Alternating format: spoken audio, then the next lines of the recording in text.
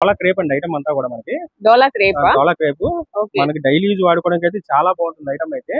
ఏంటంటే మన mix lot కింద వస్తుంది, మిక్స్ పిన్స్ కింద వాటి కింద వస్తాయి ఐటమ్ అంతా కూడా మనకి.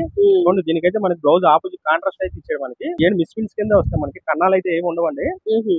డైలీ యూజ్ అయితే అసలు చాలా బాగా ఉపయోగపడుతుంది. పళ్ళు కూడా వచ్చింది చూసారు కదా, శారీ డిజైన్స్ అంతా కూడా చాలా బాగుంటుంది ఐటమ్ అయితే మనకి. ఫ్యాబ్రిక్ చాలా బాగుంటుంది.